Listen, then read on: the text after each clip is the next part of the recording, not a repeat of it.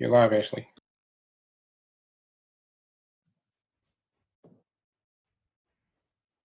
Good evening, everyone.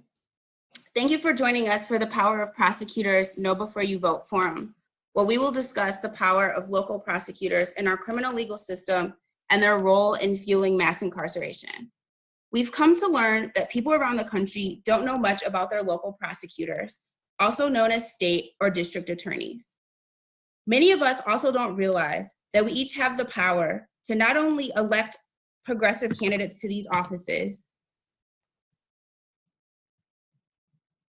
but also to hold them accountable and vote them out of office if they don't stick to the progressive promises that they've campaigned on.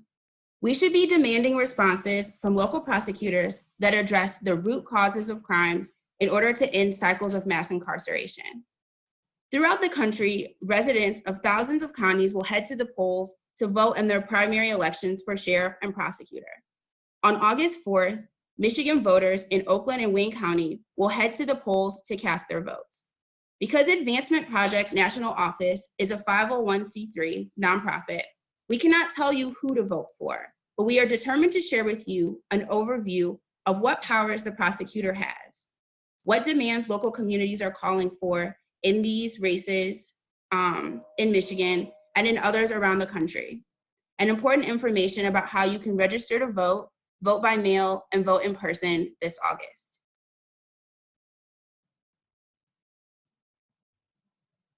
Prithika?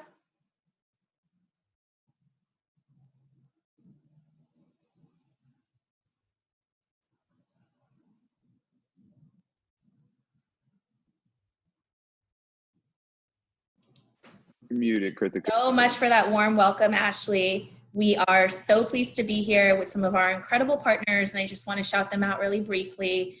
So we're here doing this event with Moses, Michigan COU, Michigan, Force Detroit, Detroit Justice Center, and members of the Players Coalition Charitable Foundation to bring you this day.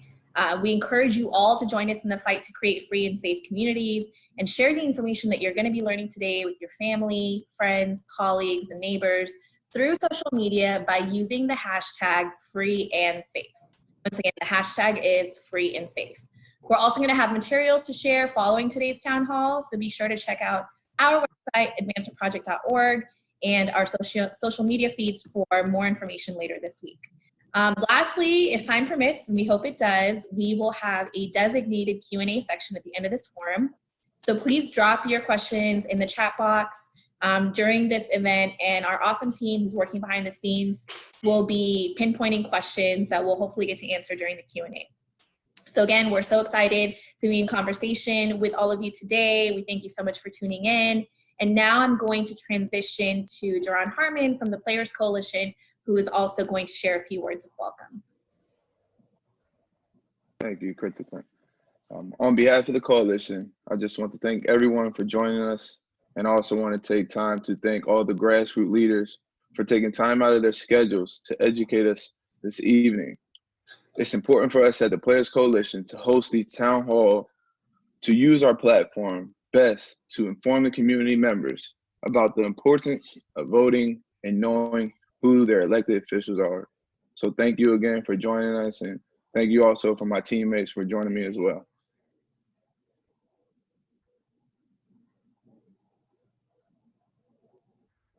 Awesome, thank you so much for that welcome, Duran.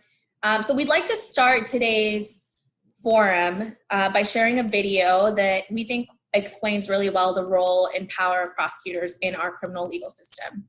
So we are going to transition to that video in just a few moments. So people don't like to talk to me at dinner parties because I'm not going to talk to you about the death penalty or the war on drugs. I'm going to talk to you about things like prosecutors.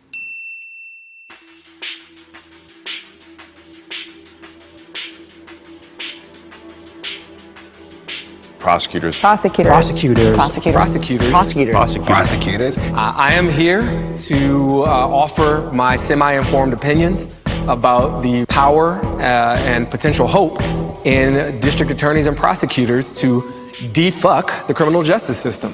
There's an acknowledgement now, because I'm a public defender, I'm on the front lines, that there's something deeply wrong with the way that our system operates. other than the general understanding of how the system works, people have a limited understanding of who the players are and what their actual roles are in the system. It's puzzling to me that prosecutors have gotten so little attention when they do so much. And I think it's because they sort of operate in sort of this in almost invisible middle space. But the middle is the most critical part, because the middle, what happens in court, driven by prosecutors and laws that give them a ton of power, both reinforces what happens at the beginning and drives what happens at the end. The prosecutor actually is a huge part of how safety is shaped in a city. What is prosecuted and what's not? What are the recommended sentences for people? What does bail look like? The prosecutor is actually they are the leverage point there. They operate with almost unfettered discretion and have been using that discretion to drive over, intentionally or not, to drive over prison populations over the past 25, 30 years. The reality is that our justice system is overloaded. We charge people with crimes at a rate that is exponentially higher than we could ever take those cases to trial. The system, as it's designed, encourages prosecutors to seek these wins that are easily countable. Conviction rate. But when you're just chasing numbers, you leave a lot of the humanity out of it. Without thinking about the real harms that we call it assembly line justice, may have on the individual being prosecuted. I wish that prosecutors get to know the people that I represent. I try to introduce them to a person who's not just a criminal, who isn't just the product of all the worst things he or she has ever been accused of doing. It takes some vision, it takes some bravery to be a prosecutor who says, this isn't right. This isn't how I want an office to function, and this isn't the role I want my office to be playing in the deterioration of communities. And one of the things that has been powerful over the past couple of years is that people, advocates have been informing citizens about the immense power that the district attorneys have across the country to actually change the way criminal justice looks. Prosecutors tomorrow could change the justice system if they wanted to.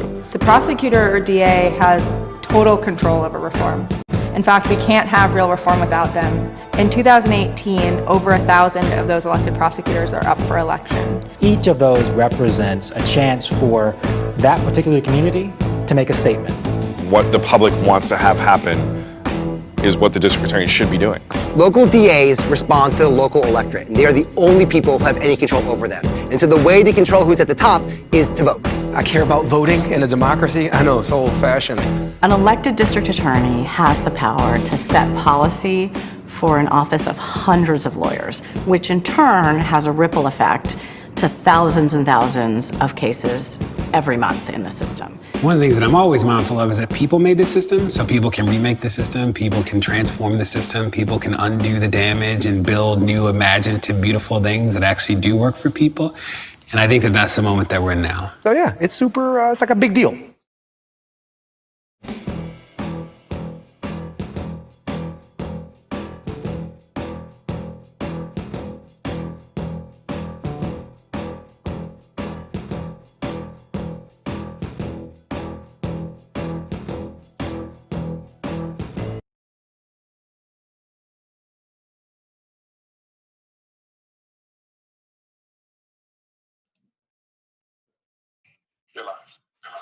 We'll now be transitioning into two of our guest speakers, Pastor Scotty Jones, who's a member of Moses, and Najanava Harvey Quinn, who is with Force Detroit, who will be sharing an overview of the criminal legal landscapes in both Oakland and Wayne counties.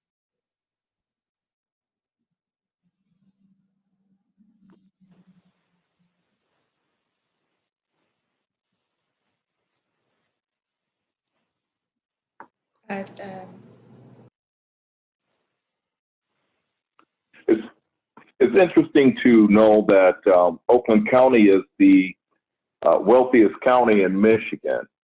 The county prosecutor has a budget of approximately $21.7 million. Additionally, the county spends close to $500 million yearly on surveillance, policy, or policing, incarceration, and operations of its courts.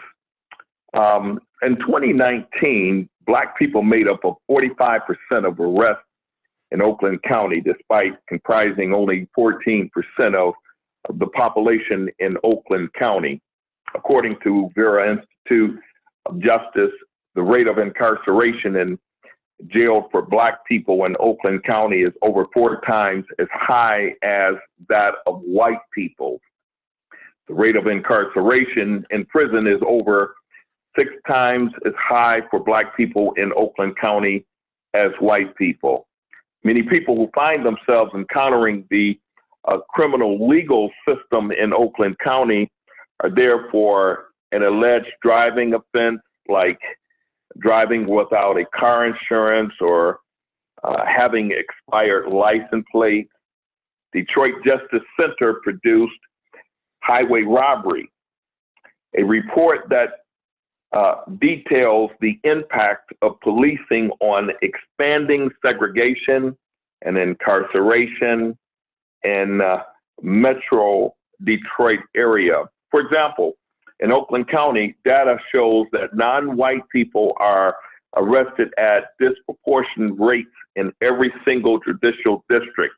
On August the 4th, 2020, incumbent prosecutor Jessica Cooper will face off against both a Democrat and a Republican challenger in the primary, Karen McDonald, Democrat, and Lynn Goetz, Republican.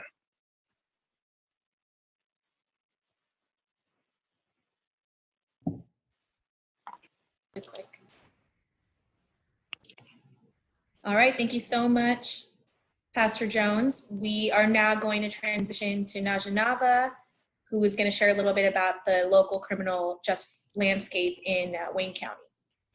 Hey, good afternoon, everybody. I am delighted to be here. My name is Naja Nava Harvey Quinn. I work with Force Detroit as a project organizer, and I'm also a member of the Live Free Coalition. We have been really invested in this Wayne County prosecutors' ways because Wayne County is the largest population. It has the largest population in Michigan, and it's home to Detroit, the largest city in Michigan. And those connections allow us to work with gritty grassroots group under our Live Free Coalition with directly impacted people such as Dewan, who's gonna share a little bit about why this race is so important to those directly impacted. How you doing? My name is Dewanzo Kennedy. I'm a directly impacted individual, part of TPA, the People's Action. I'm also a member of the Live Free Detroit Coalition. I experienced it personally on a real level, going into prison. You can see the numbers. We make up for 70% of Wayne County population. And when you in there, it's almost as if, it's not even almost as if, it's difficult for you to get a bond, right? Mm-hmm. And if it is a bond, it's a large amount of money that they ask them that you come up with. Also, you're faced with this, these pleas. So the plea, if you go to trial, you're going to get substantially more time if you go to trial. And you're already in a county that's, to me, filthy and dirty, and you want to just go home. For a person who don't have the type of fortitude that it takes to go to trial, when you're up against that type of force, you know, it makes it extremely difficult to deal with those type of things. Yeah. And when we're looking at those numbers of people who aren't able to afford bail, we also need to consider that over 40% of Michigan's prison population is housed here in Wayne County. This year, we have two Democratic challengers. Incumbent prosecutor Kim Worthy. She's facing a Democratic challenger by the name of Victoria Burton Harris. Both candidates had actually been invited to a forum this evening after this one. I think it starts at about 7:30, almost 8, where we're hoping that they both show up. It's with Michigan Democratic Caucuses as well as our Live Free organization. So we're hoping after this event that some people come over and join the conversations where the candidates will be giving brief overviews of their platform, those who are able to make it.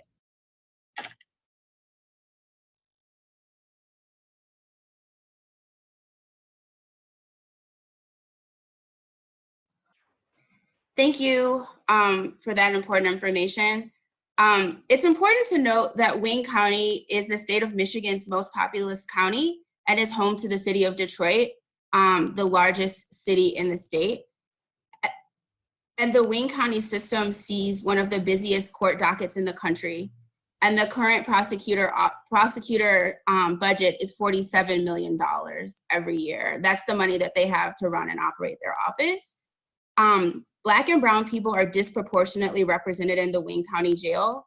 On average, 70% of the individuals detained inside the jail are Black, compared to only 39% of the population in Wayne County. About 50% of the people inside the jail are there pre-trial and are presumptively innocent.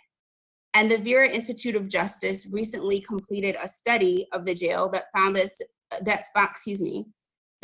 that significant population reduction is possible with adoption of recommendations, including increased pretrial release, reducing custodial arrests, decriminalizing certain behaviors, and expanding diversion and alternatives to incarceration programming.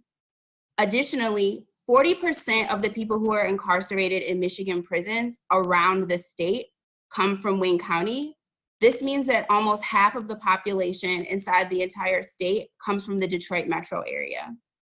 Wayne County leads the nation with one of the highest numbers of juveniles sentenced to life without parole.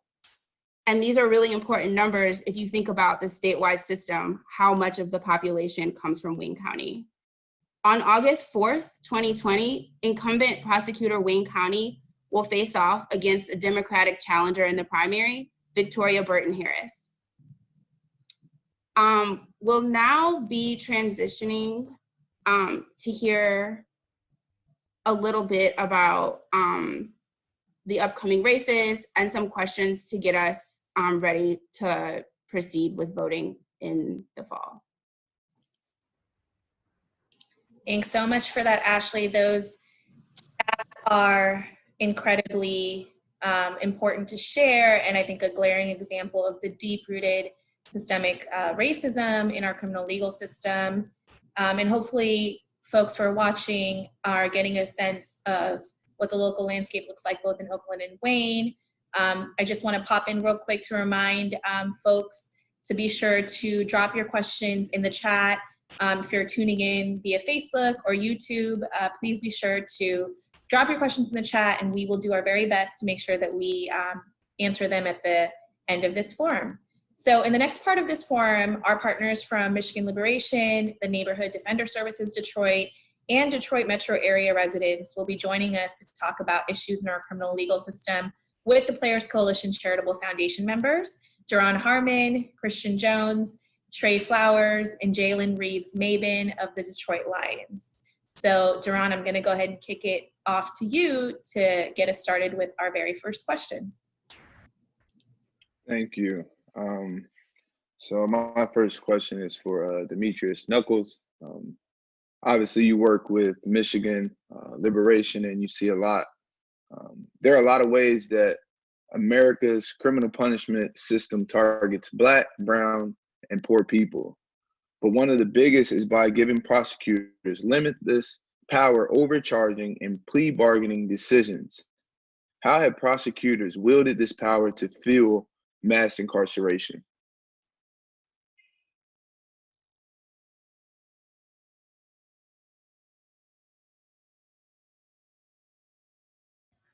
Hey, so this is Dewan Bland filling in for Demetrius. So to answer your question, and I hope you're doing well today. After a person is arrested, the police report is sent to the prosecutor's office and a decision is made about whether or not to bring charges. So lower level charges are called misdemeanors. A misdemeanor is any crime punishable with up to 1 year of jail. A felony is a more serious charge when someone could face more than 1 year in jail or prison. So prosecutors often charge someone with as many crimes as possible. So that makes the possible punishment much more serious than if they only got charged 1 or 2 crimes. So in some cases, prosecutors will charge more crimes than they can actually prove just to make cases seem as serious as possible. So it's not uncommon for charges to be dropped when a defense attorney or judges presses the prosecutors for factual proof of the allegations. So the type of charges someone has determines the type of plea bargains the prosecutor will offer. Now, a plea bargain is an agreement between the judge, the prosecutor, and the accused person to plead guilty and end the case. 97% of cases end in plea bargains. That means most of the time prosecutors, rather than the judges and juries, are deciding what happens in the case. So this speaks to how the system is designed for people to plead guilty rather than fighting their charges. The power to offer plea bargains gives the prosecutor enormous discretion in deciding what happens to a criminal case. So if someone has a criminal record, this can impact the type of plea that a prosecutor will offer them. And usually the punishment is more harsh. This is always a problem, but it's particularly troubling if the person has convictions related to mental health issues, drug addictions, or poverty. Incarcerating people does not solve these problems or these type of public health issues. In some places, like Michigan, there are habitual offender laws. These laws enable sentencing guidelines to be significantly enhanced if someone has already been convicted of a felony. So these laws give prosecutors even more power to push someone to plead guilty or risk facing more serious time in jail or prison. Thank you. Thank you for that, Dewan. Sorry about that. And no worries. Yeah, calling you. Sorry about that. But we'll transition over to Christian for him to keep the questions rolling. This question's for Michelle Pearson of Michigan Liberation. Black, brown, and poor people are overrepresented in the Wayne and Oakland County jails. Most of the people held in jail pre-trial are there because they are too poor to pay their bail. In April 2019, Wayne County was sued by the ACLU for having a wealth-based detention incarceration system. What role does a prosecutor play in deciding whether or not someone is held inside the jail pre-trial? How are you? Well, as you know, at the very beginning of a case, a person charged with the crime has either an arraignment or a bond hearing. This is when the charges are presented to the court and a judge decides that the person should be released and allowed to fight their case from outside of the jail, or if they will be ordered to stay in the jail while they fight their case. If the person has money, the bill's set. This means they will have to pay money in order to be released from jail. In many cases, people who are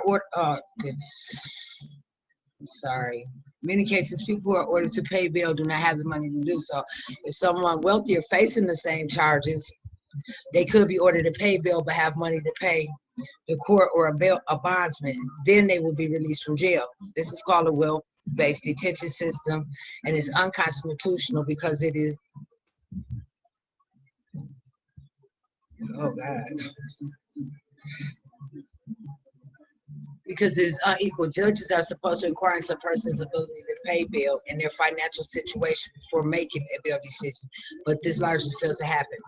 And you know, with all that, the prosecutor has the power to consent to someone's release, even if they have the money. That prosecutor has the authority to say yes or no. And like you said, as with Black, brown, and poor people, we're really overrepresented and represented in Wayne and Oakland County. And the little young girl that I've been out rallying for, Grace, is a prime example. They're holding her. She's been in there over 30 days because she bit her mom's finger while her mom was trying to restrain her. But this is a Black young girl who has a learning disability and a very diminished capacity to learn. So they charged her with domestic violence. They locked her up in the girl's home and said that it was a violation of her probation because she didn't do her online homework. Even though we've been rallying to get this young girl home from Oakland County, they refused to let her come home because she's from poverty. You know, she's Black, she has a very low economical and financial status. So she's sitting in there as compared to if it had been a white girl from Oakland County who did the very same act with the same learning disability as ADHD or what have you, she would have been home. So she's a prime example of how Oakland and Wayne County works. You know, I've caught my case in Washtenaw County. I'm a prime example of how the court system works because I was the first 17-year-old from poverty and dysfunction to be sentenced to a life sentence. And because I was from such a dysfunctional background, if you will. I wasn't even given the chance to get a bond or a plea bargain or a bench trial. I was taken straight to trial and convicted of first-degree murder, regardless to the fact that abuse was proven. So this is how prosecutors work. They have that authority to say yes and no, and we will not accept this. Thank you, Michelle. You're welcome. I'll pass it over to Trey.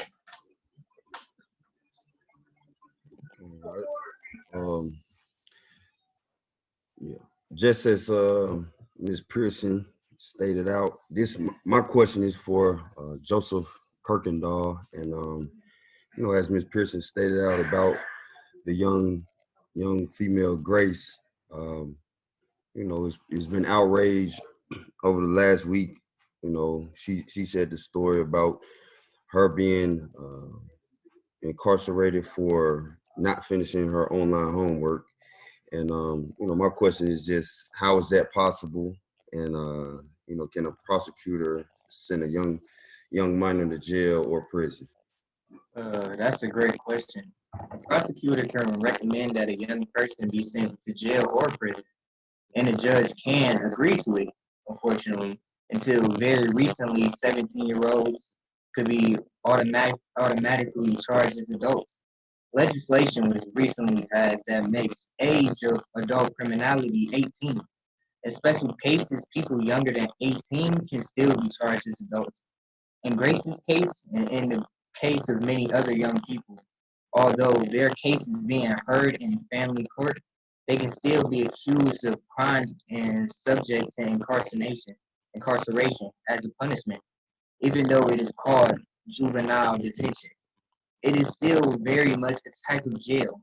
In Grace's case, she was placed on probation, and which is a very serious type of community surveillance that requires her to follow various rules and orders of the court. If she is simply accused of not following the rules, she can be incarcerated, which is terrible. And her case is currently being overseen by the Office of Oakland County Prosecutor Jessica Cooper, and the prosecutor could ask the court to release Grace to her mother's custody. Thank you for that. And I just want to point out that you know, you can sign a petition at the Advancement Project National Office. Go to advancementproject.org/freegrace and #freegrace to let the prosecutor know we're not standing for this treatment. And you know, with that, I'm gonna pass it to my man Jalen. Appreciate it, Trey. My question is for Brandy Robinson of Neighborhood Defender Services in Detroit. Last December, a police corruption scandal within the Detroit Police Department was revealed to the public. The scandal came to light due to an internal investigation that is still ongoing. Officers and major violators units were found to have accepted bribes, planted drugs on people in their custody, falsified evidence, fabricated information used to obtain search warrants, embezzled funds, among other jarring accusations. It is believed that the evidence from these officers was then used in countless cases to obtain wrongful convictions and send people to jail and to prison. Right now, people around the country are demanding transformational changes through the defund movement, which calls for taking resources away from police departments that engage in violent, racist, abusive practices and re-imaging of public safety. What can prosecutors do to hold these police accountable? Thank you for the question. I think this is one of the most critical conversations that we can be having right now. I think it's really, really important that people understand how centrally the police play a role in what happens with prosecutions, right? So in many, many cases, prosecutors have to rely on the statements of police officers, and that can happen in a number of forms, right? So the police officers are obviously writing the reports, but they have to come to court and testify to the words that they wrote in those reports. And they have to testify to the things that they saw on the street. And the word of a police officer often has the power to land somebody in jail. So it becomes critical for the police not to just have free reign over how they are interacting with the community. and certainly not when they come to court and have to back up the things that they've written about. So because police play such a central role in this process, it also becomes very critical for prosecutors to hold those police officers accountable. There's a few ways that that can happen. It doesn't happen as well as it needs to, but they are certainly empowered, and they actually have a constitutional duty to hold them accountable. But one of the key ways that they can do it is just to make sure that they are not a rubber stamp for these police officers. And when I say that, what I mean is, the police will get in their mind that they think a particular crime has happened by a particular person in a particular way, and they'll come and they'll write up their warrant request and say, hey, Mr. or Mrs. Prosecutor, I want you to authorize this case.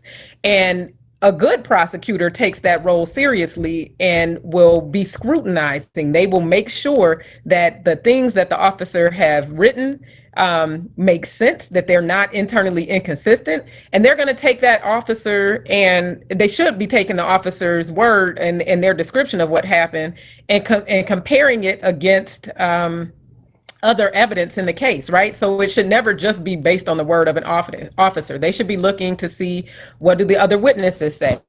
Is there surveillance video that they can review? And does that surveillance video, once they review it, corroborate what this officer said happened? Let me pull that officer's body worn camera and see if the way the police officer said this happened is actually supported by the information that comes across on that body worn camera. Maybe I need to be talking to the witnesses myself if I'm the prosecutor. Maybe I need to be asking those officers questions about what they've written. And again, if I'm doing my job and I'm not them for that process of making sure that the evidence is really borne out, not just by what the officer says, but by the other information in the case, that is really one of the key ways and one of the most important ways that they can hold officers accountable. And look, if things don't add up, those prosecutors need to be courageous and understand their role in the system and be fearless about dismissing those cases, right? There should not be prosecutors in this system that just allow cases to get made by officers who are questionable, whose words don't match up with the evidence.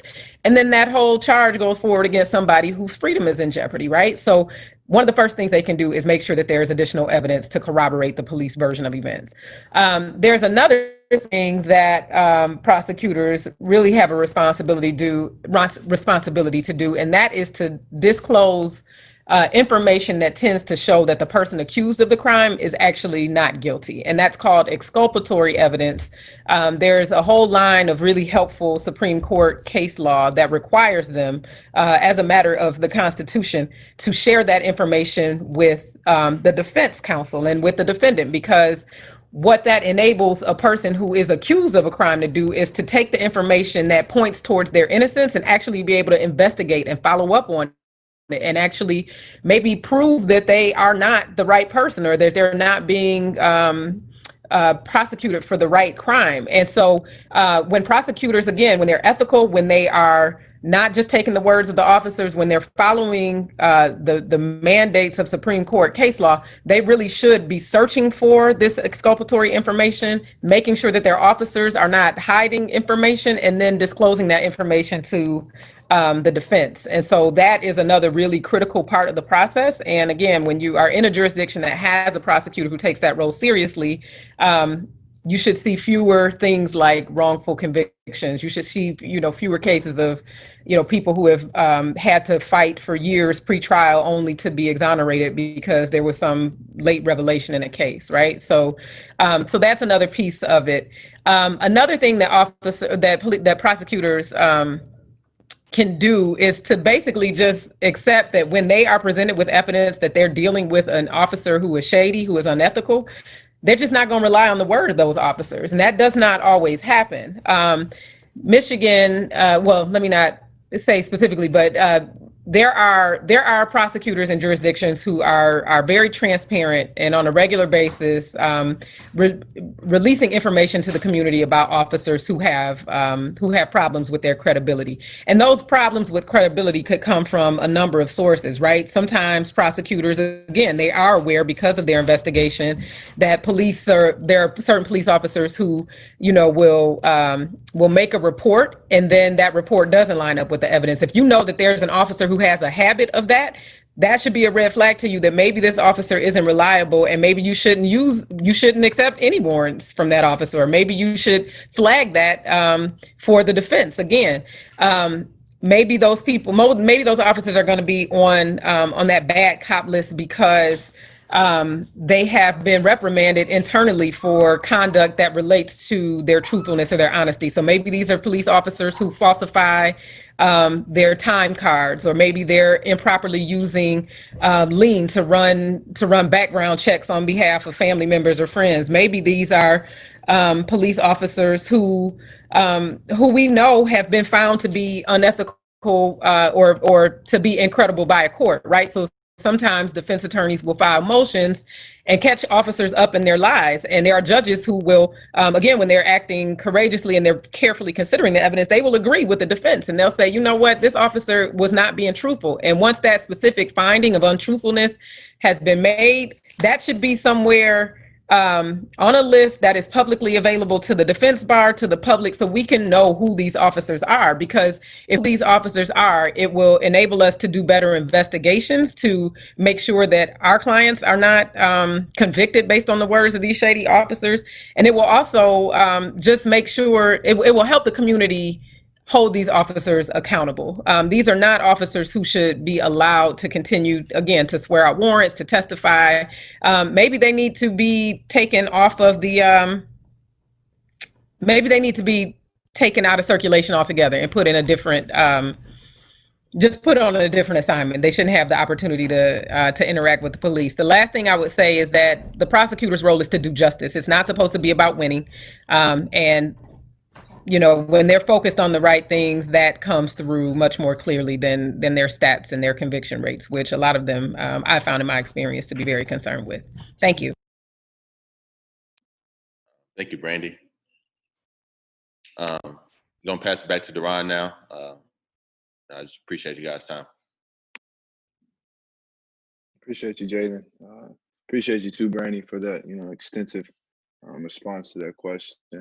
We're going to close the questioning with Jamo Shabazz from Michigan Liberation. Across the country, reform-minded prosecutors have set a new precedent of winning elections on platforms committed to both public safety and reducing mass incarceration. They have pursued a range of policies, including use of diversion, treatment programs as alternates to drug-related crimes, refusing to prosecute cases brought by officers with a history of dishonesty or unreliability, and reducing prosecutions of lower level crimes. What are some examples of progressive prosecutors around the country who are working to implement systematic changes?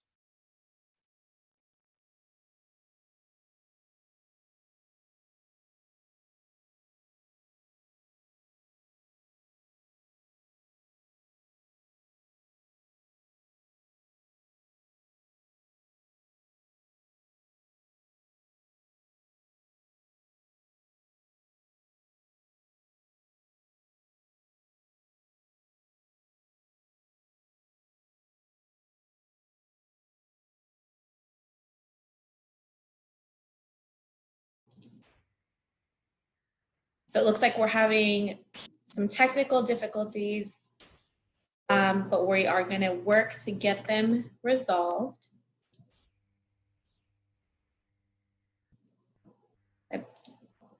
So yeah, so we originally had Jamo from Michigan Liberation set up to answer this question, but I'm going to go ahead and dive into some of these really great reforms that progressive-minded prosecutors have been implementing in offices across the country. And then maybe Jamo can help me out with the rest of this answer once we work through our technical difficulties. So Philadelphia definitely has had a spotlight in recent years because the district attorney, Larry Krasner there, did something really important, which Brandy spoke to during her Q&A, which is turning over a do not call list containing the names of Philadelphia police officers who could not be considered credible witnesses at trial due to their prior misconduct.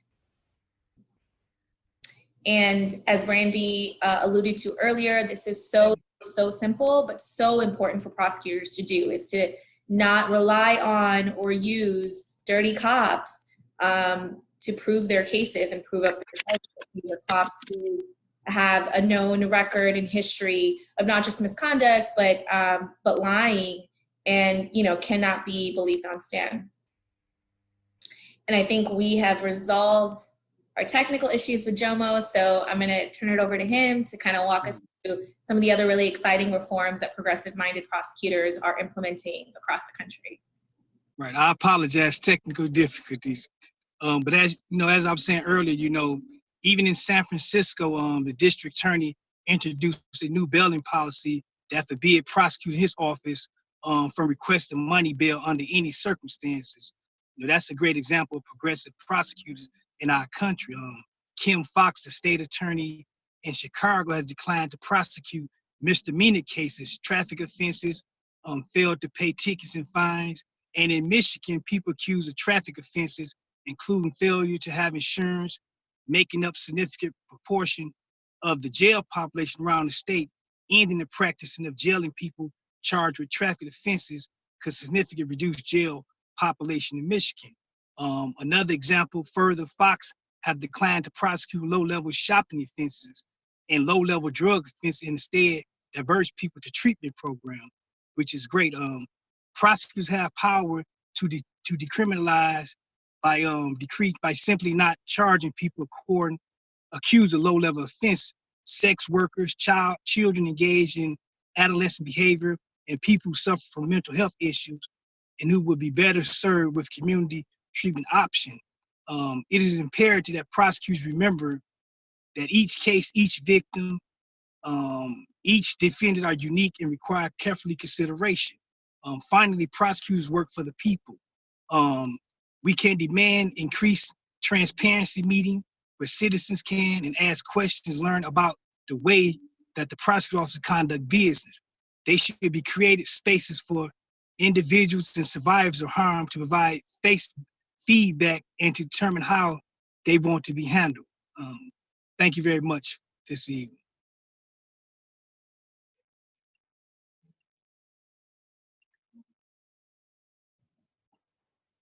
Yeah. Hi. We'll now hear from Jessica from the ACLU to give us some information about voting in the upcoming election.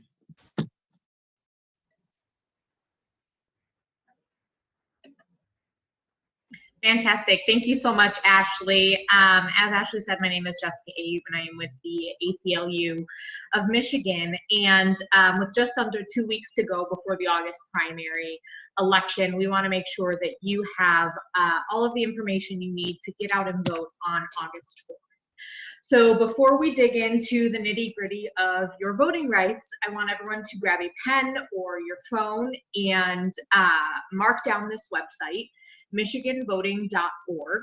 Again, that's michiganvoting.org. And if you have any questions between now and casting your vote on August 4th, you should take a peek at this website. It's your one-stop shop to voting rights here in Michigan.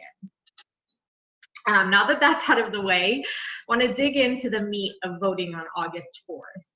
Thanks to Proposal 3 passing in 2018, we have a whole host of new voting rights that give you even more access to registering to vote and casting your ballot in this year's elections. So first things first, we want to make sure that you are registered to vote. You can check to see if you're registered to vote at mi.gov/vote. Again, that's mi.gov/vote. If you're not registered, there is still time. You can register now through Election Day at your local clerk's office, and you can find their information and where their office is at mi.gov/vote.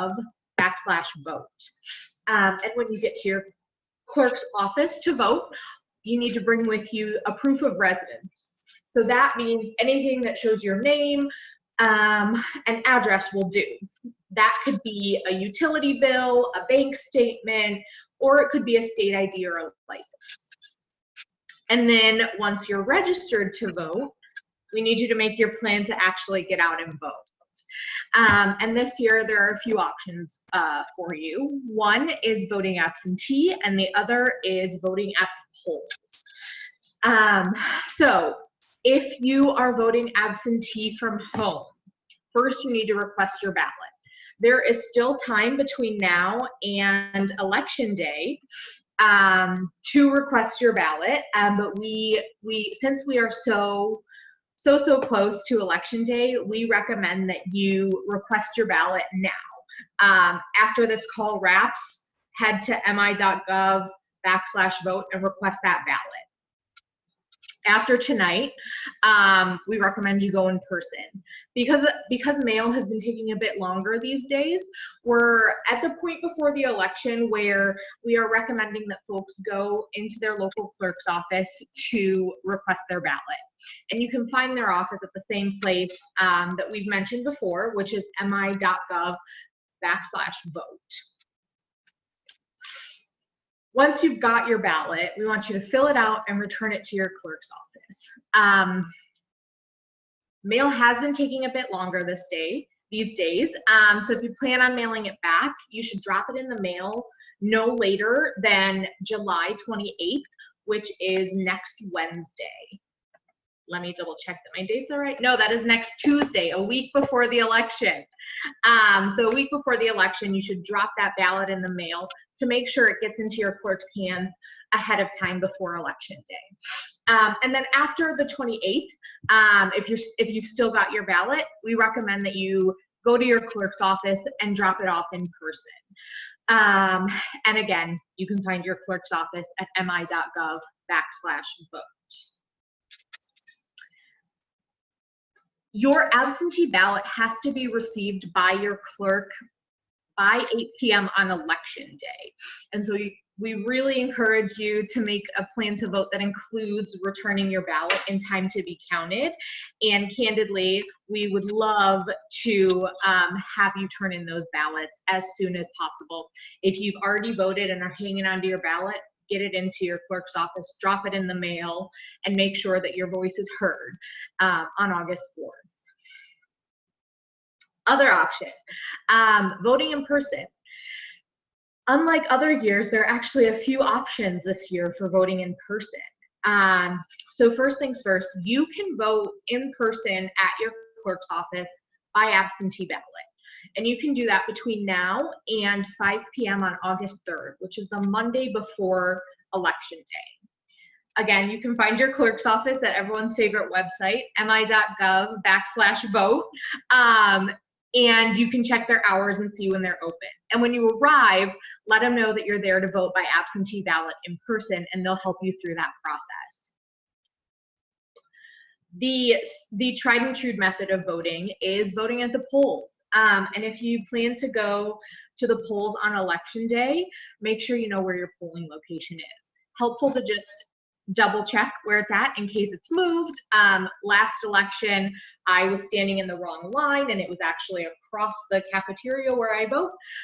So always helpful to just double check where your polling location is and what your precinct number is.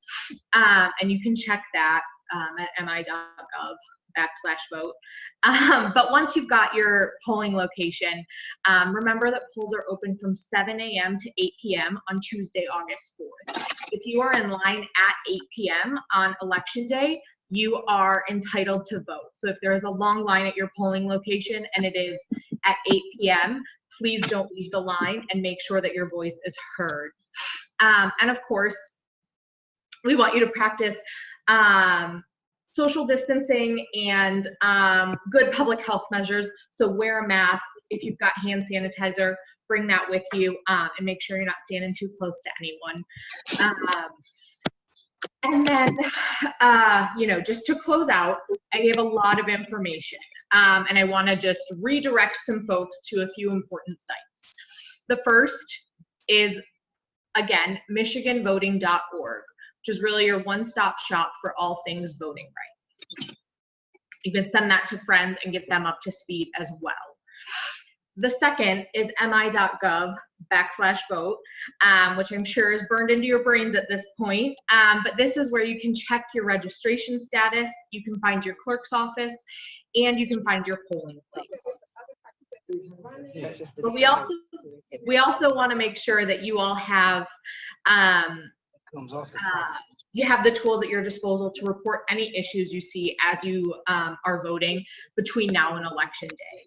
And so if you run into issues at the polls or voting absentee, we want to hear from you and we want to hear about it so that we can try and fix it.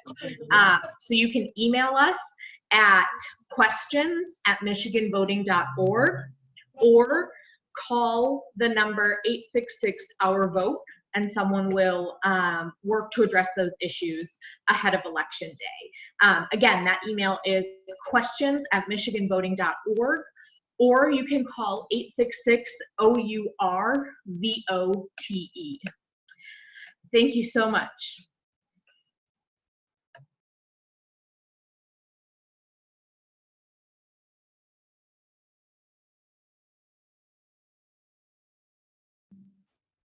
Thank you so much, Jessica, for that really important information. And I hope people were taking notes at the resources that you offered.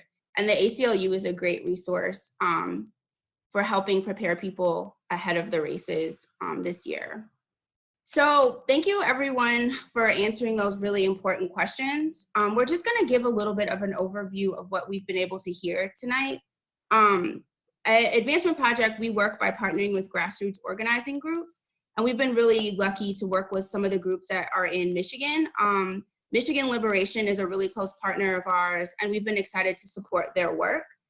People who want to learn more about the criminal legal system in Wayne County and the role of a prosecutor should check out WayneCountyForThePeople.com.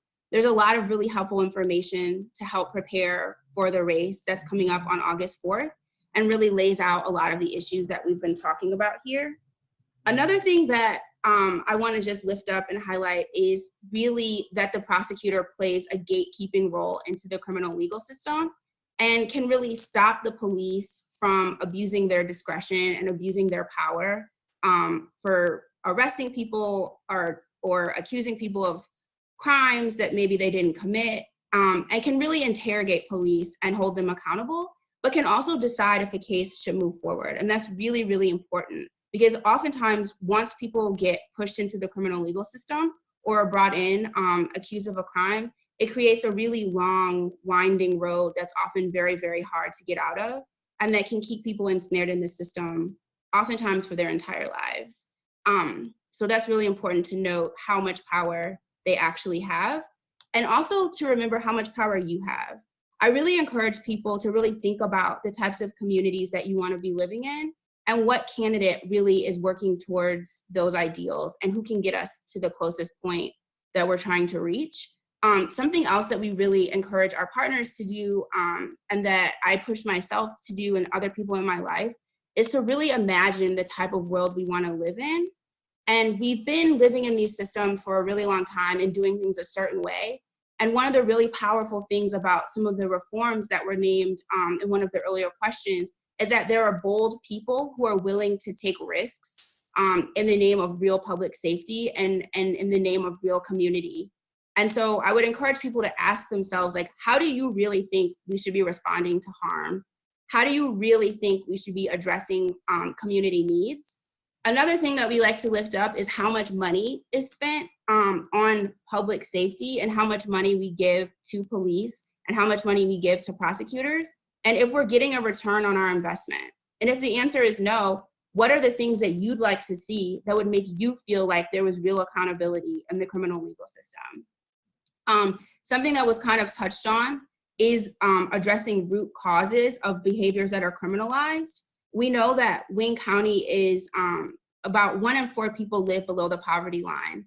And a lot of the cases that people see in courts have to do with like low-level offenses, low-level possession of drugs, sex offenses relating to sex work.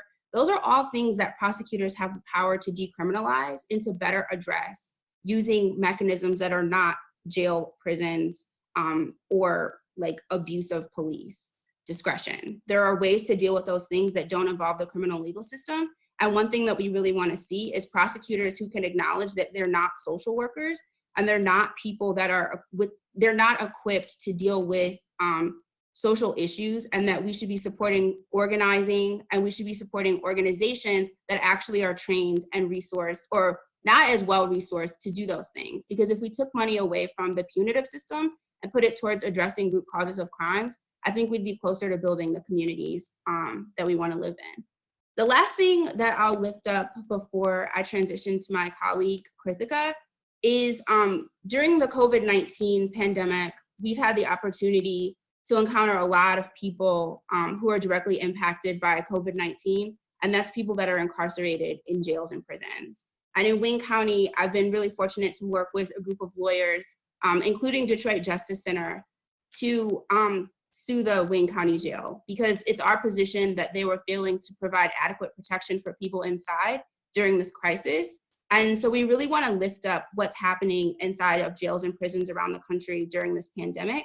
And this experience has really illuminated a lot of the issues that we're talking about today, because a lot of the people that we've been talking to and working with are there because they're too poor to pay bail. They're involved in criminal behavior that a prosecutor decided they should be incarcerated for. And so by suing the jail, it's illuminated a lot of issues. It's illuminated the abuse of discretion. It's illuminated the way that we treat incarcerated people, which is far below any constitutional standard, and frankly, below any standard that we should be treating human beings in our society. And it's also showed the value of having a great defense attorney. We're really grateful to have Brandy with us, who's with NDS Detroit, which is Wayne County's new public defender office that's really helping to raise the standard of indigent defense, both in Wayne County and around the state. And so really just keeping in mind that just because someone is charged with a crime or someone is behind bars, number one, they're still a human being. And number two, there are a lot of issues that land people in those positions. And we shouldn't just be relying on incarceration to deal with all of our social problems and social issues. So really think about what type of society you want to live in when voting for a prosecutor, because as you've heard today, they control a lot of power and they control a lot of what happens to our most marginalized citizens. Because also, most people behind bars are Black, brown, and poor. And so making sure that we're acknowledging the way that our society oppresses people and trying to put a stop to that oppression by disrupting mass incarceration. Thank you so much, Ashley, for that incredible summary of some of the really key points that we got out of today's forum, and just lifting up a lot of the pervasive issues that we see in our criminal punishment system. And I think, when it comes to the role that prosecutors have in this system, they really are one of the most powerful actors.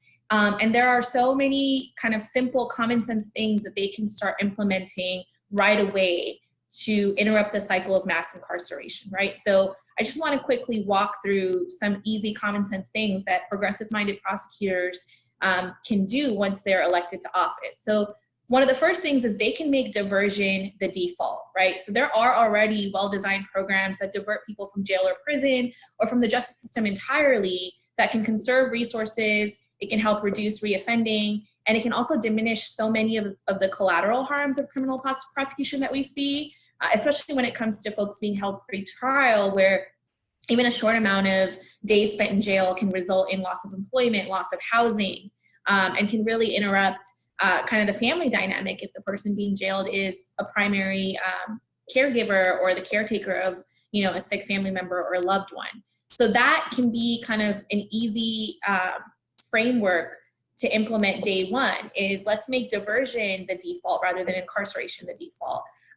Another thing that prosecutors can do is refrain from using cash bail, right? Ending the practice of cash bail.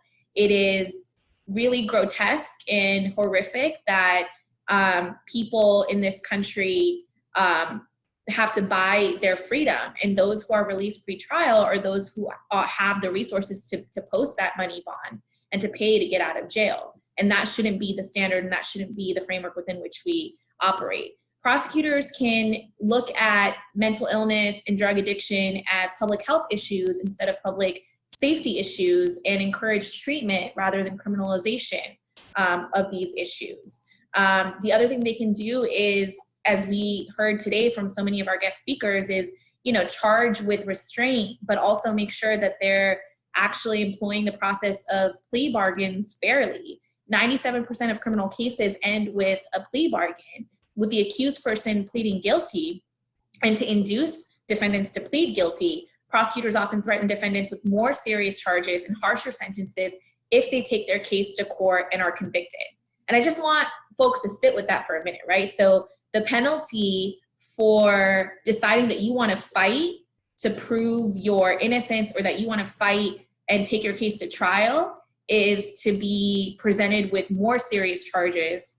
And a criminal system that actually makes it easier to plead guilty than to fight to prove your innocence is not the type of system we want, right? It's incredibly biased, and it's fundamentally flawed. The other thing that prosecutors can start doing, and especially in Michigan, is treat kids like kids. It is unconscionable that Judge Brennan decided that during an ongoing global pandemic, the best interest or best place for Grace to be right now is separated from her mother and incarcerated in a juvenile detention facility. And, that's really problematic. It's a really problematic decision by this judge, and it speaks to a lot of the, deep-rooted racial disparities in the criminal legal system and also juvenile detention system in Michigan, because Black youth and Black girls are far more likely to be detained and incarcerated than their white counterparts.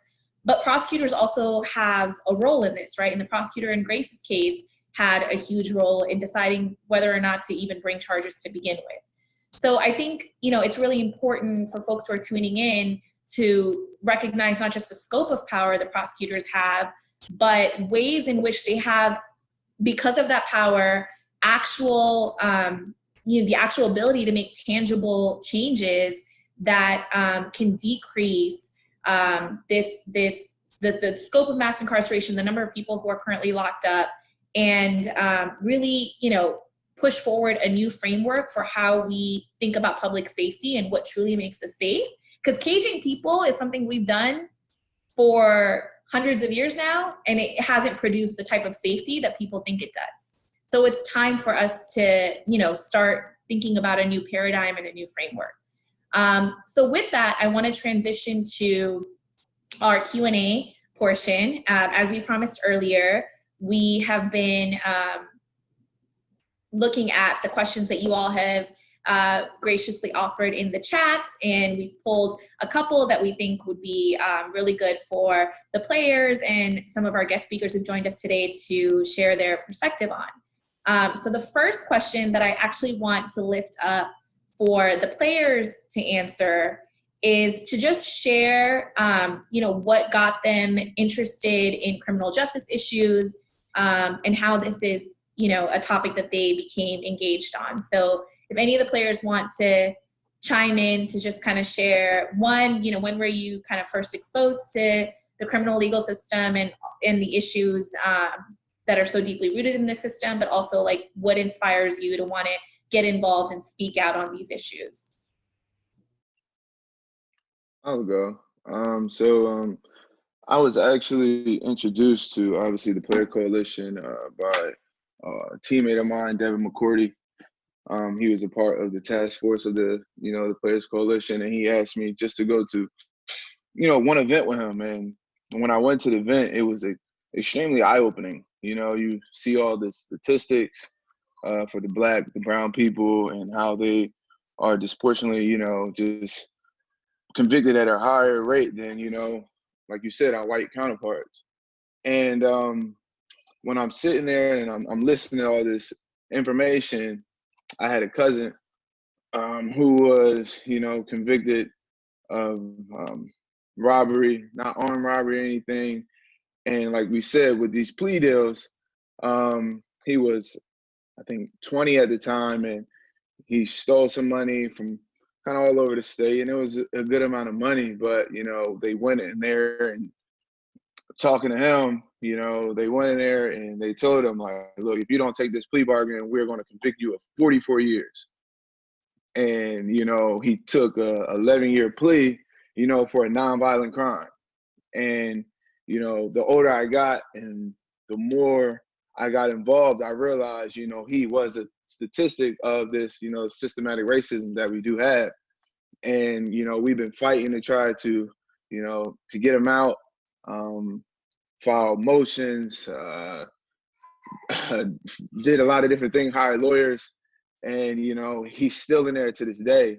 And he served, 9.5 years already. And, just like I said, when I was 20 years old, I didn't really understand it. But the more that I became involved with the coalition and heard more and more different people, people who have went through the prison system and, have been released and, have similar stories, it just, it lit a fire in me to realize like this has to stop.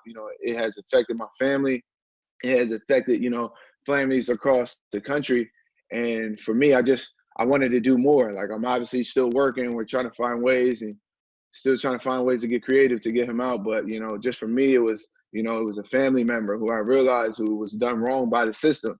We talk about it all the time. You're not even fully developed as an adult until you are 25, 26 years old. And this is stuff that he did when he was 19, and 20 years old. So for them to convict him the way that they did and scare him, with 44 years to make him take a plea. And we talk about the prosecutors who just want that conviction rate. They want to have that high conviction rate to continue to, make themselves look good. So, like I said, it was something personal for me and something that I'm gonna continue to fight for every day that I'm alive on this earth. Thank you so much for sharing your story with us, Duran. And I want to just open it up to any of the other players who want to chime in or share kind of what got you first engaged or involved around criminal justice issues. Like, why is this a cause that you support or want to support? I guess I speak. I'm a guy who, really invests in kids, like the youth.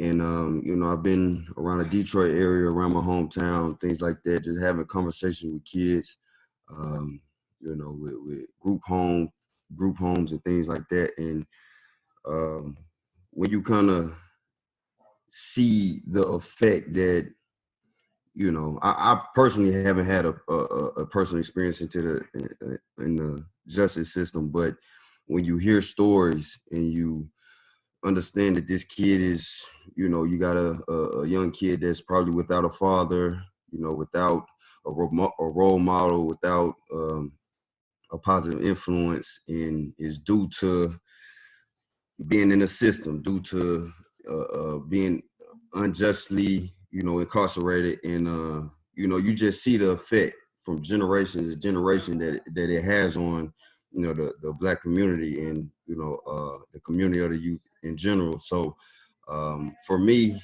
I always been, I guess I would consider myself a youth advocate, just kind of, understanding that the youth is, that's our future. That's, those are our future scientists, our future doctors, lawyers, things like that. And just knowing that that effect that within their family and the family of, these kids that have, older brothers, older fathers, older influences, positive influences, mothers, things like that, that has been taken out of their lives and due to something unjustly through the justice system. And, you just see the effects. And so, knowing that, I just kind of, wanted to stop that generation of that cycle that continually go, because if they grow up and they don't have any guidance, then they grow up and they get caught up in the system and they have kids, and now they're in the system, their kids don't have fathers, don't have a figure, and now it's a cycle that continually repeats itself. So to kind of dead the cycle, well, one of the ways to kind of dead the cycle, obviously to, encourage the youth, but to, join a situation like this coalition, just to, kind of understand the reform and trying to make some changes. And You know, so that was my motivation to be here today.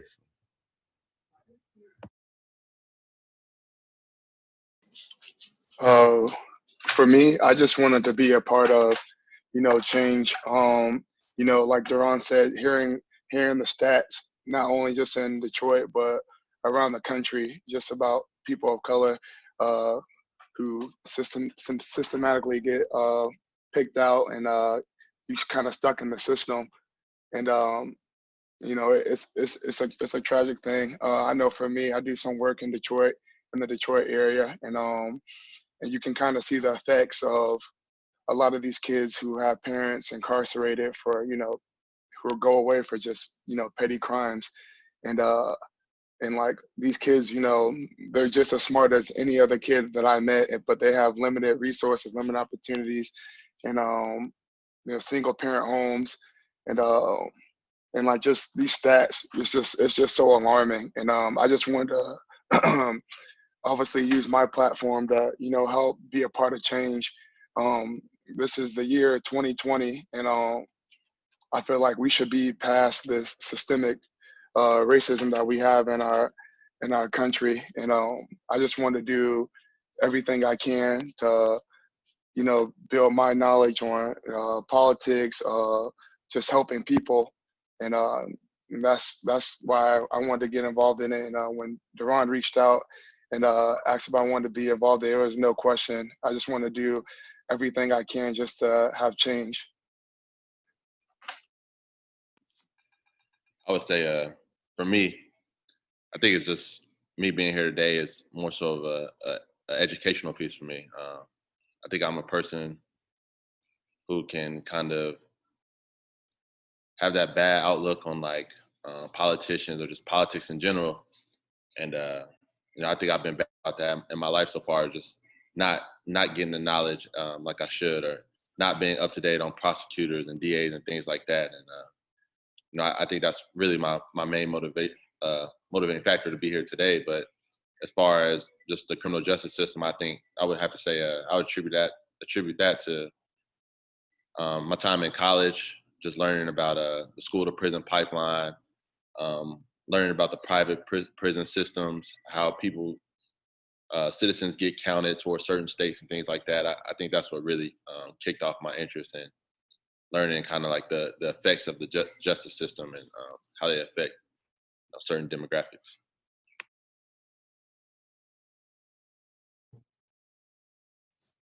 All right. Thank you all so much for offering those really beautiful personal perspectives on what got you first engaged in these issues. So my next question that we got in the chat, I want to have Michelle weigh in on. So providing a little context for this question. The incumbent prosecutor in Oakland County is Jessica Cooper, and she was first elected to the position in November of 2008. She's been the county prosecutor for over 11 years. One of the things Jessica Cooper has been criticized aggressively for is pursuing life without parole for children convicted of crimes. In 2016, the US Supreme Court decided in Montgomery v. Louisiana that children who received life without parole sentences are deserving of the possibility of release at some future date. In Oakland County, however, Jessica Cooper has requested a new life sentence for almost 90% of the people serving juvenile life without parole sentences who were eligible to be resentenced. So Michelle, I was wondering if you could speak a bit about your experience and just, what I've shared about this statistic of Jessica Cooper requesting life without parole sentences, even when the Supreme Court has, said that folks deserve an opportunity, a meaningful opportunity to be released. And when I say folks, I mean children convicted of crimes sentenced to life without parole still deserve, a second chance. So if you could just share a little bit about your story and your perspective on that. Thank you. As I stated in the beginning, I was the first 17-year-old in the state of Michigan to be sentenced life without parole as far as females are concerned. I was 17 at the time. I came from not having parents. I was in an abusive relationship with my first boyfriend. So that being said, those factors were not considered when I was convicted, nor was the fact that I was forced to be there. You know, I was given the option to go with my boyfriend and his brother and commit an armed robbery, or they were going to kill my little brother. So of course, I'm going to protect my little brother. You know, I was accountable for him, being that he was only 2 when my mom died.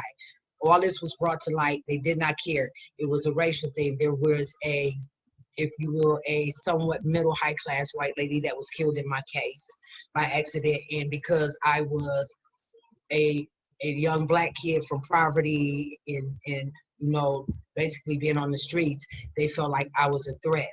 So when I got incarcerated and learned that I was able to get an education on a college level, I started studying law. You know, one of the senators was my professor. And I learned the ramifications of, you know, the stigma of being black and white, which I had never been allowed to know. That's how I knew this was my passion. So I did 34 years on a life sentence. I fell up under the law. I was resentenced to 38 to 60. I've been home. It'll be 2 years next month, and I will complete my parole on the 29th of August. Since I've been home, I have been out here being an advocate for the youth that are in there. I've had an opportunity to sit before Jessica Cooper on some of her issues, and one of the things that really, really stood out when she spoke was Jessica Cooper stated that youthful offenders are not redeemable, you know, and I tend to concur because I am justice advisor with Michigan Liberation Legally. I am on their payroll. I am an avid member for CFSY, which is a Committee for Fair Sentencing of Youth. I work with Dwight Harris as far as the wrongfully convicted. We obtain information to help those that are, you know, and when she said that, she was sitting on a task force, and I stood up and I introduced myself, and I allowed her to see that I was a youth who had a gun placed in my hand, and I've come back out and I haven't taken a gun and shot anyone else in their head, because she feels that if she releases them, we're gonna come out and shoot somebody else in the head. That's not true. My partner said that, you know, out of all her cases, 41 or 43, she's asking for life without parole again. And Barbara Hernandez is a young lady that I did my time with, has an excellent record, was in a very, very dysfunctional and abusive relationship, did not know that her crime was going to go down. Her boyfriend asked her to go buy a knife for him to do something else. She went to the store, bought the knife. In return, he committed a murder with this knife. Barb has stood firm on she did not know this crime was going to be committed, but because Ms. Cooper considers this crime heinous, she asked the court to give her life without parole again, and this young lady was given life again after doing almost 30-some years. Okay, so Jessica Cooper has no boundaries or compassion for juveniles. We have in Oakland County so many juvenile cases that have been put on hold and have yet to be resentenced, whereas all the other counties have basically resentenced the juveniles. And this is because Jessica Cooper and her office keep delaying and putting them on hold because she wants to get everyone life without parole. So in our rallies that we have been doing, I've called Jessica Cooper out and asked her, when is enough enough? You know, in my rally with Grace, when is enough enough? Because like I said it the other day, had it been a young white girl, this girl would have been home.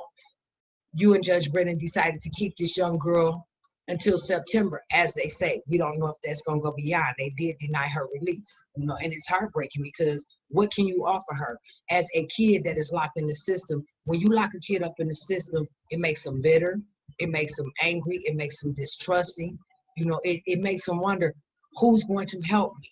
You know, I'm still growing as a woman who went in as a kid, and I'm still seeing the ramifications of me having a conviction behind my name, you know. And I can give a prime example. Recently, I was placed in a situation with the ex-boyfriend I was with since I've been home, a domestic violence, you know, and I called the police at 8:23 p.m. They didn't come until 2 in the morning, and they still allow him to harass me, you know. So what am I to do? Because if I protect myself, they're gonna be like, she was convicted of murder, I'm back to prison. So I have to lock myself in my house because these prosecutors have the authority to hold this over our heads, whether we're in there or not, you know. And in sentencing us, they don't take into consideration that as a lifer in there, we're not allowed to take groups. We are not allowed to get certain jobs. We are not allowed to take certain classes. We used to be able to, now they have it. They don't even allow lifers to take GED classes in the women's facility. So how do we stop what they're doing? We made a statement at the rally the other day. I can't out racism a zip code, and you can. And one of the zip codes is Oakland County and Wayne County. With Jessica Cooper and Kim Worthy, young Black and brown people do not have a chance unless we continue, people like you, me, Ashley, and all of us start speaking and standing together. Thank you so much, Michelle. That was beautifully said. And we are so grateful to have you here out in the community with us where you belong. And just so excited to have you as an advocate in this fight. So the last question that I want to invite Ashley and Brandy Robinson to weigh in on is a question we got from the Facebook chat. How does funding work to support public defenders, given that it seems like prosecutors receive considerable funding and support? So if you could talk a little bit just about, the funding discrepancy between what prosecutors' offices are getting versus public defenders' offices are getting, and how that's impacting the ability to provide competent, zealous, high-quality legal representation to so many poor Black and brown folk who are caught up in this system. Sure. So I can talk about the experience in Michigan, which I think is pretty common to jurisdictions across the nation. And that is this: reform has been a long time coming. I think until maybe 4 or 5 years ago, the way public defense was funded was on a local basis, meaning more county by county. It would depend on where you lived. The allocation of resources for the public defender system would very much be determined by the wealth of the community that you lived in. And so, of course, in comparison to prosecution and police budgets, the budget allocated for defending poor people accused of crime is typically very small. And I don't think Michigan is uncommon in that way. There's lots of national research that exists that shows that there's just usually a very patchwork system of making sure that people are adequately funded. And it really makes a difference because, of course, if you are accused of a crime and can't afford counsel, you still have the same needs as everybody else who is accused of a crime, right? You need to be able to investigate. You need to be able to see if the police's story really stacks up. That you may need to hire an expert. You may need a lawyer who's going to be able to spend the time to review hours and hours of jail calls or surveillance video, all sorts of evidence. And if you don't have enough resources in the system to fund those things, to allow a lawyer to work with an investigator to go find witnesses, it can really mean that you end up with people on the back end who are either wrongly convicted of crimes or even if they're convicted of a crime, they end up with sentences that are far longer than is necessary, right? And so the problem with that is obvious. The number of people who are in the system who are Black and brown and suffering as a result of the disparate funding is it's unfortunate. It is a persistent problem. And so what Michigan has been better about doing, because there was a lawsuit, frankly, that forced them to do it, is making sure that state resources are allocated to sort of smooth out that imbalance between different jurisdictions. And so I think Michigan is part of a growing trend across the country where people recognize, governments are recognizing that you cannot continue to underfund the defense function, but we're still sort of at the beginning of the problem because there's still so many places across the country where people just don't have access to resources to fund the public defender well. So, right, if we transition from spending billions on policing and funnel some of that money to PD offices, we'd be in a much better place. But I think that was brilliantly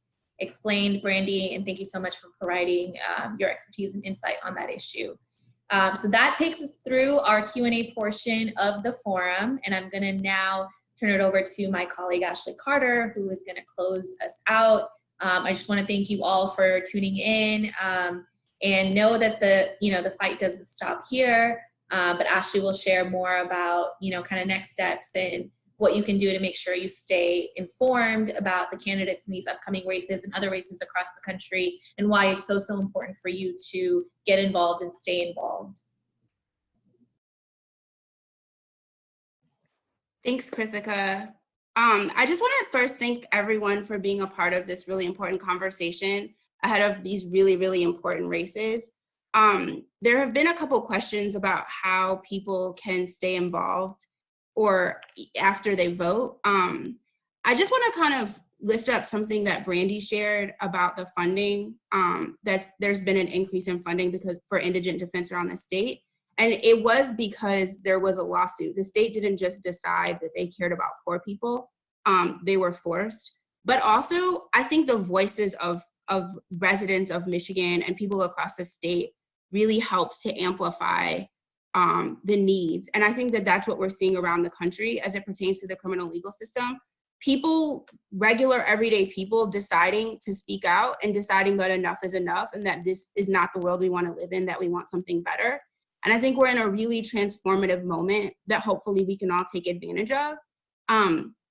For Michigan people, if you want to stay involved, Michigan Liberation, I can't say enough great things about them. They've been really, really leading the charge on the Free Grace campaign, have been protesting outside of the juvenile jail that Grace is housed in. There's a great news resource, The Appeal, that's been covering the story. Also, Michelle touched on some really great issues. Michelle's with Michigan Liberation, and today The Appeal did a piece on the Wayne County prosecutor race and the difference in the candidates and their approach to dealing with juvenile lifers. And so the thing that you can really, really do is just educate yourself. There's a ton of resources. One of the things that Advancement Project has been really involved in and having like a real meaningful impact is the Cops Out of Schools campaign. Working to get police officers out of schools and demanding that kids be treated, well, they say young people, that young people be treated as young people and not criminalized for adolescent behavior. So there's a ton of ways to plug in. Again, Michigan Liberation has some great campaigns that are happening around the state. We've been really fortunate to support a platform that they put together of demands for the criminal legal system that was led by the demands. The creation of the demands was led by community members and directly impacted folks, those survivors of crimes and harm, and people who have been accused and convicted of harm. And so engaging in these really meaningful conversations and bringing the people that are in your life into them is a way that I think we can really make transformational change. But also just don't underestimate your power to demand more. Like, we can do this. Like, everything great that's happened, I think, has happened because of people. And at AP, you know, we believe in community, and our work is focused on supporting those campaigns. And so finding ways to plug in is one of the most meaningful things that you can do. So thank you guys so much for being here. We hope this is the beginning of a really important conversation. Local elections matter so much. So making sure that you're able to participate in local elections is, I mean, as important as any other election. And I think a place where communities can have a really serious impact. So please, absolutely, please stay informed and please keep in touch. And please check out our AP website, freeandsafenow.org, where you can find more information about campaigns and work that AP is doing all across the country to free our people from cages and reimagine public safety in a radical way.